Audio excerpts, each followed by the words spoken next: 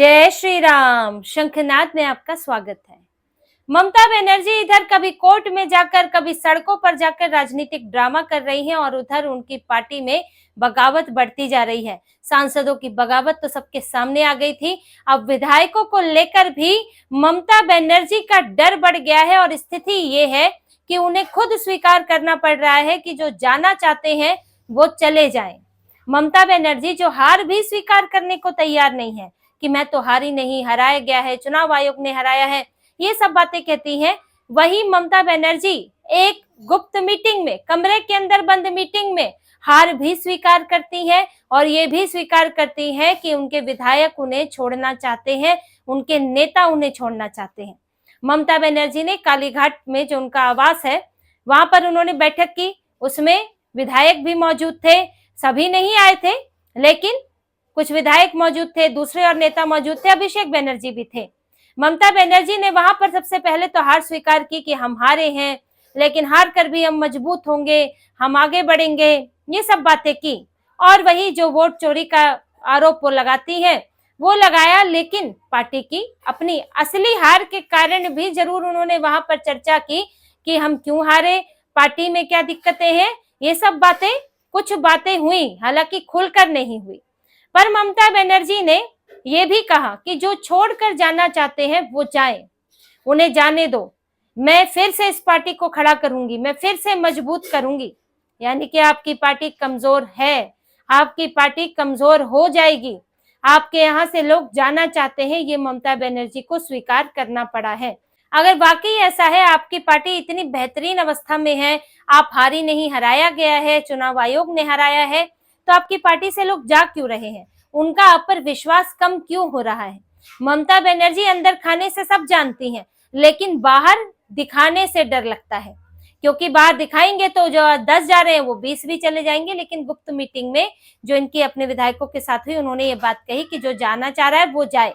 देखिए ये स्थिति बन गई है, ये इनके विधायकों के साथ भी है और सांसदों के साथ भी है। और जो इन्होंने इससे पहले बैठक ली थी उस बैठक में भी इनके करीब 8-10 विधायक नहीं आए थे। ममता बनर्जी को झटका तो तभी लग गया था कि अब जो दूसरी पार्टियों के साथ हम लोग करते थे अब हमारे साथ भी वही हो रहा है, हमारे लोग निकल कर जा रहे हैं, क्योंकि उम्मीद कम है बंगाल के तरीके को देखते हुए कि अगली बार भी ममता बनर्जी सत्ता में आ सकती है। अब 10 साल तक सत्ता से बाहर कौन रहना चाहेगा। तो यहाँ पर यह है कि पाला बदल लो, इससे अच्छा कोशिश कर लो पाला बदलने की। यही हाल सांसदों के साथ है, सांसदों का तो झगड़ा ज्यादा है।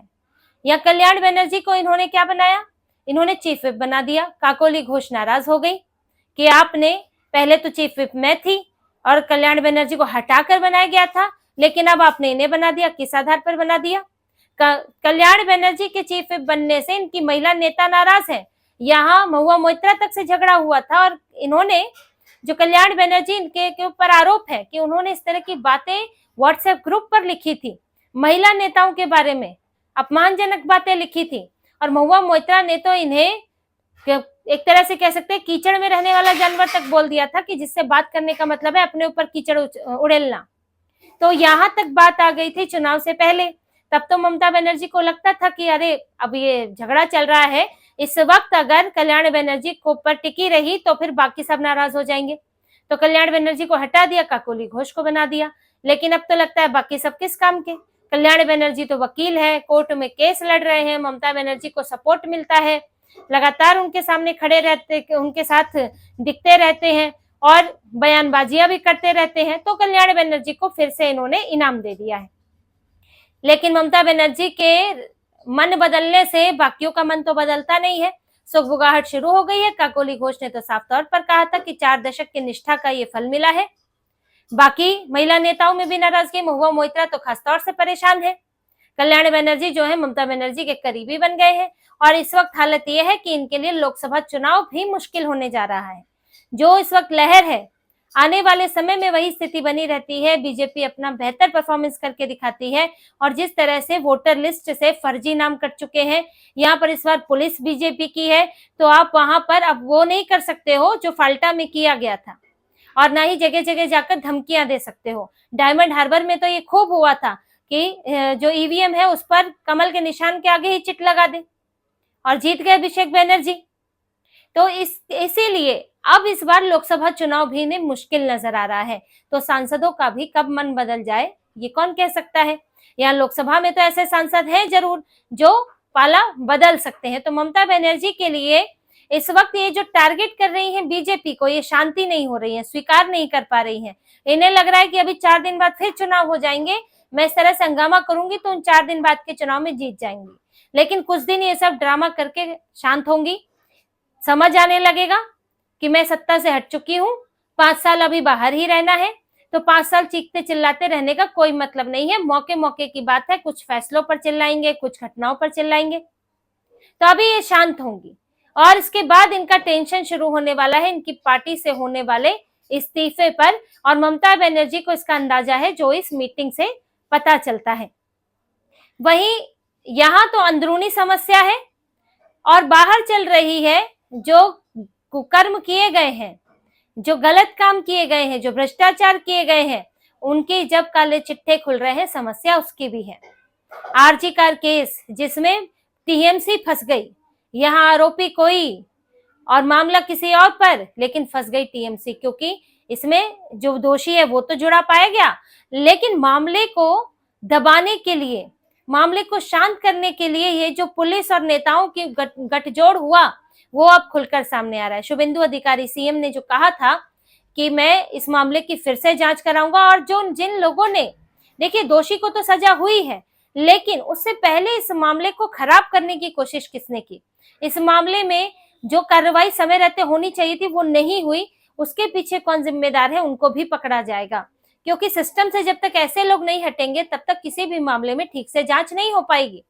इसलिए उन्होंने 3 आईपीएस अधिकारियों को सस्पेंड किया है, जिनमें एक कोलकाता के पूर्व पुलिस कमिश्नर हैं और 2 डिप्टी कमिश्नर हैं, पूर्व डिप्टी कमिश्नर हैं। इनको निलंबित किया गया है और विभागीय जांच के आदेश दिए गए हैं कि इनकी किस तरह से भूमिका थी। इनके ऊपर आरोप है कि इन्होंने पीड़ित को रिश्वत देने की कोशिश की कि मामले को जाने दे, ठंडा होने दे, ज्यादा मीडिया के सामने ना आए, रिश्वत तक देने की कोशिश की थी। अब जब रिश्वत दे सकते हैं तो और क्या क्या नहीं कर सकते हैं। आखिर रिश्वत देने के लिए कहा किसने था? यही बात शुभेंदु अधिकारी ने कही थी पिछले बयान में कि पकड़ा जाएगा जिसने जांच प्रभावित करने की कोशिश की है। अब ये आईपीएस अधिकारी अपनी मर्जी से तो कर नहीं रहे हो, ये तो तय है कि पुलिस अधिकारी अपनी मर्जी से क्यों करेगा, या तो तब करता है जब बड़ा मोटा पैसा मिल रहा होता है। वो जो दोषी था वो किस बात का पैसा देगा, वो तो उसके पास तो उतना पैसा है भी नहीं। तो क्या वजह थी? यानी कि ऑर्डर आए थे। अब ऑर्डर कहाँ से आए थे यही वो बताएंगे। अब जो जांच पड़ताल होगी, जो पूछताछ होगी, इनको निलंबित किया गया है, अब इनको अरेस्ट भी किया जाएगा। फिर इनसे पूछा जाएगा कि भाई आप ये जो अपनी मर्जी से या रिश्वत दे रहे थे या फिर मामले को दबाने की कोशिश कर रहे थे, क्या वो तुम्हारी मर्जी से था या तुम पर किसी का दबाव था, किसी का आदेश था? अब ये उन आईपीएस अधिकारियों के लिए मुश्किल होगी कि वो आने वाले सवालों का जवाब कैसे देते हैं। अगर इसमें टीएमसी नेताओं का जिक्र आता है तो फिर अगली बारी उनकी आने वाली है कि उन्होंने जांच को प्रभावित करने की कोशिश की। और टीएमसी नेता में कौन कौन आता है इस पर भी है। क्या बात और ऊपर जाएगी, अभिषेक बनर्जी ममता बनर्जी तक जाएगी या उनके आसपास के लोगों तक जाएगी? कई बार ये काम सेक्रेटरी वगैरह से भी कराया जाता है, तो ये तो आने वाले वक्त में पता चलेगा। लेकिन आरजी कार केस अब फिर से खुल चुका है और शुभेंदु अधिकारी उसे बख्शने को तैयार नहीं है।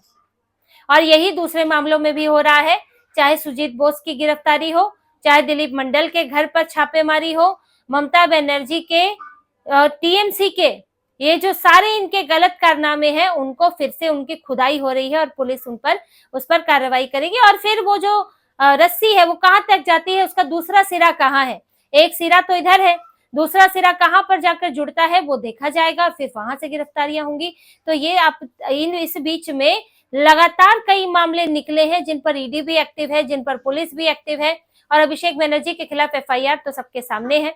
अभिषेक बनर्जी के ऊपर गृह मंत्री को जो धमकी उन्होंने दी थी कि 4 तारीख की शाम को आप यहाँ आके दिखाना कोलकाता में, या फिर गुजरात का गुंडा, गुजरात का गैंग, इस तरह के शब्द इस्तेमाल किए थे, उसके खिलाफ साइबर क्राइम में शिकायत हुई है, एफआईआर दर्ज हुई है अभिषेक बनर्जी के खिलाफ।